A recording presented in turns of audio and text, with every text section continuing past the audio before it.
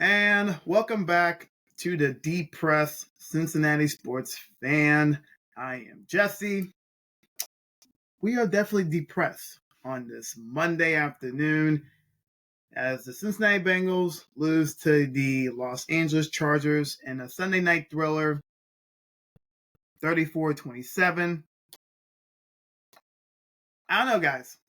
I don't know what to say about the game because if you guys watched the game last night, it's pretty much what it's been the 2024 Cincinnati Bengals football season, where they start off slow and then they attempt a comeback and they're right there. They have a shot to either tie or take the lead and get the W, but they can't come up with a big play, especially on offense. We can talk about the defense.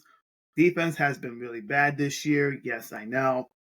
But as great as the offense has been this year, there's been times in these one-score losses where the Bengals are now 1-6 this year in one-scoring games. 1-6. And now they're 4-7 on the season.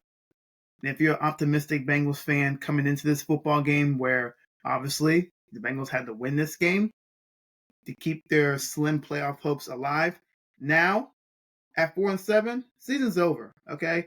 So you optimism fans, stop, okay? I don't want to hear anything about playoffs. We need to think about now 2025, the offseason, the NFL draft. And I know it sucks to be talking about that right now on November 18th, 2024. In this football game, watching it in the first half, Bengals offense was moving the ball against a really solid Los Angeles Chargers defense, but they settled for 2 field goals. They got the ball in the red zone, but every time they get the ball close to the goal line, a penalty, intentional grounding, something happened, and they kept moving backwards. And they have to settle for Evan McPherson short chip shot field goal. We'll talk about Evan McPherson here shortly. And then the Chargers, their first possession of the football game on offense, they went 3-and-out. And then after that, Justin Herbert and company went off. They scored 24 points in the first half, and the Bengals are down 24-6 at halftime. And I pretty much was saying, well, I am not going to watch the second half at all. But as a Cincinnati sports fan, I did watch the second half. I told myself, you know what? I'm just going to watch the first 5 to 10 minutes to see if this team has any fight in them. Defense, they get a 3-and-out to begin the second half. Offense was still trying to find their groove, they're still a little bit struggling. And then Joe hit Jamar on 4th and goal. Bengals on the board in the second half. And then Joe found T. Higgins, 4th down play, 4th and 2 for a long touchdown. Bengals are down 7. And here we go. Now we have a ball game. The Bengals are coming back.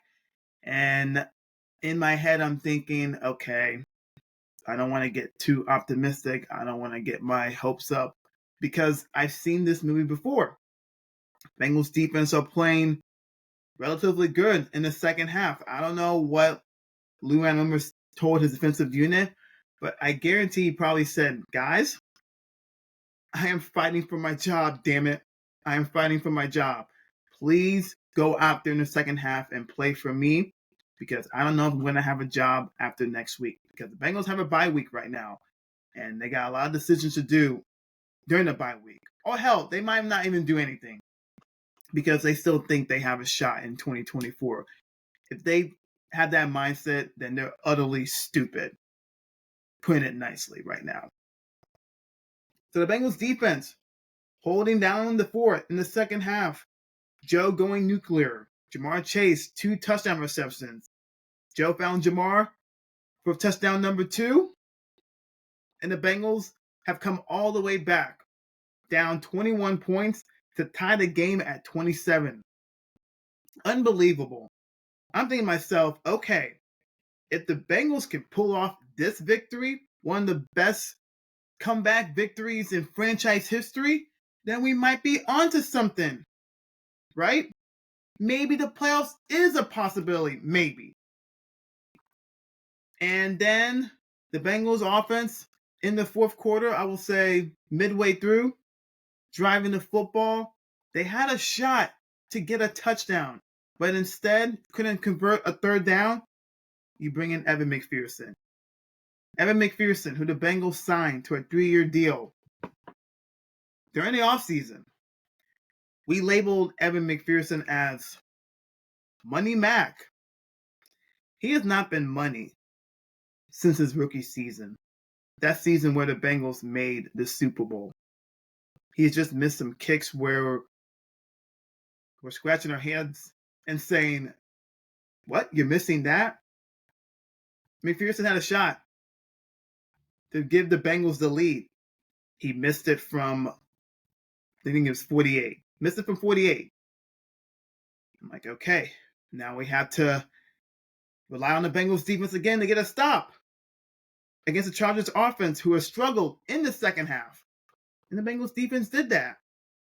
And then the Bengals offense, driving the ball again, couldn't convert a third down. And I'm thinking to myself, please do not bring back out Evan McPherson to attempt another field goal. And they did. This one was from 51 yards out. And I knew that he wasn't going to miss it. Dude missed it wide left. It wasn't even close. And then you're asking the Bengals defense once again to get a stop. And they did. And the Bengals get the offense back with under 2 minutes left, with a shot to just run down the clock and don't give the Chargers the football back and win the game and complete the comeback. Joe missed on a go route to Jamar Chase. It was a home run play.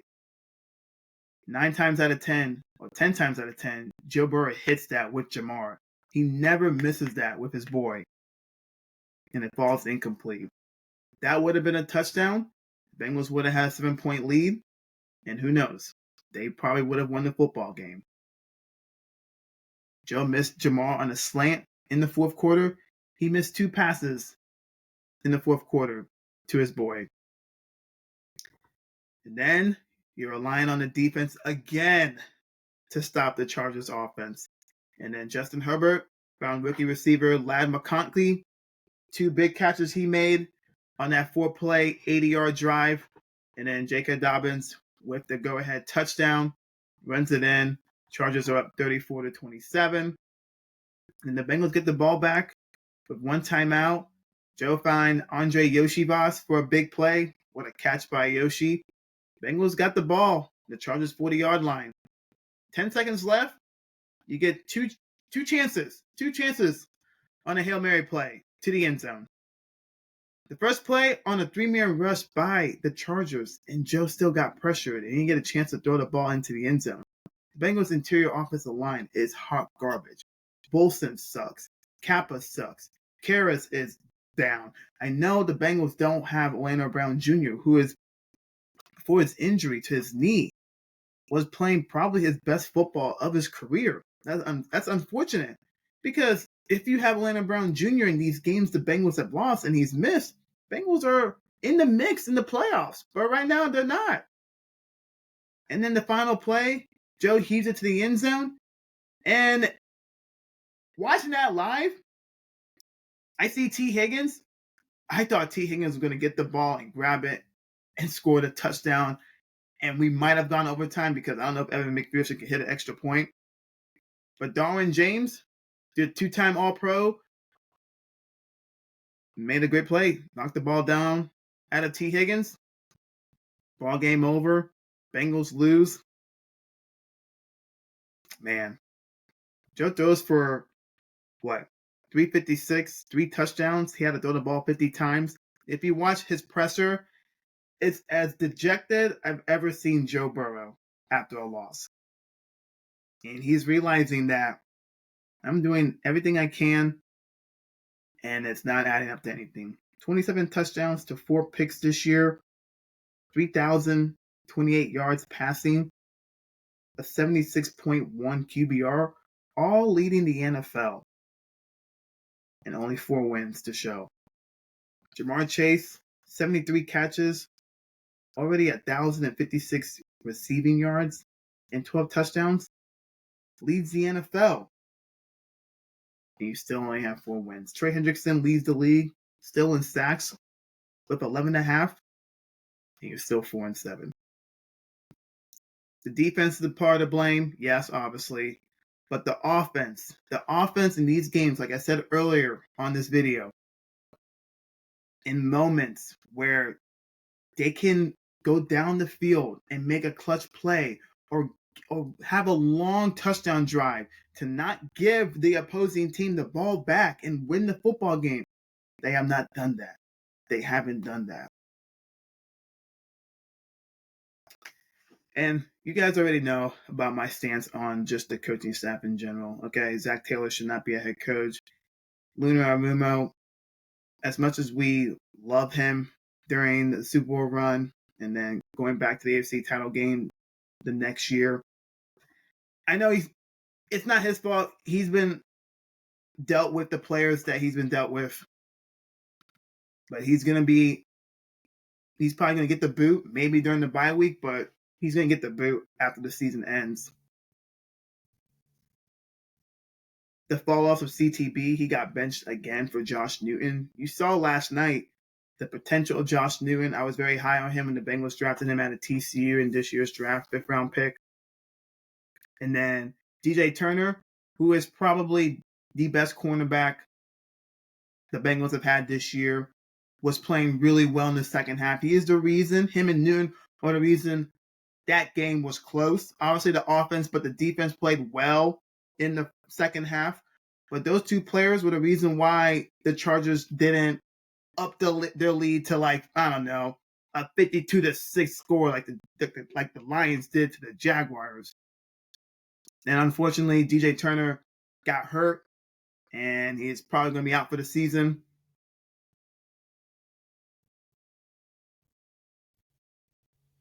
Man, it's rough, man. It really is. All of this happening right now in 2024 is what has the front office has done or haven't done when it comes to not drafting well in the last 3 to 4 years, not acquiring good free agencies, pickups at all. It's all in the front office. And the Bengals have ruined Joe Burrow and Jamar Chase and Trey Hendrickson. Joe Burrow is playing in his prime right now, playing the best football of his whole career. Jamar Chase, 24 years old, playing the best ball of his career so far as well. And all you have to show for is 4-7. I know the Bengals in the front office, they're watching this and saying, I don't know, they're probably looking at each other saying, man, we're so close in these games. If we just had a couple of breaks, so we're going to just hold steady. I think that's what they're thinking. You see your quarterback dejected in the presser after the game. You see Jamar Chase when some of the reporters were asking about why you guys can't finish. And he's like, ask Zach. He's like, I'm not the coach. I don't call the plays. He's right. And then you see Jermaine Pratt yelling at CTB because of a miscommunication in a long touchdown play that the Bengals allowed. And CTB had a misassignment. You see Trey Hendrickson getting mad because of I think it was a roughing the passer. It was a stupid call. And then he was so upset. And Zach Taylor tried to put his arm around him. Zach Taylor tried to put his arm around Trey Hendrickson, and Trey Hendrickson put his, batted Zach Taylor's arm down, like saying, no, bro. I know that he didn't mean that, but it's just a heat in the moment. The locker room is there. It's lost. It really is. And I know these players love playing for Zach Taylor, but I think now they're realizing, okay, we're sick of this shit. How much can we put up with this?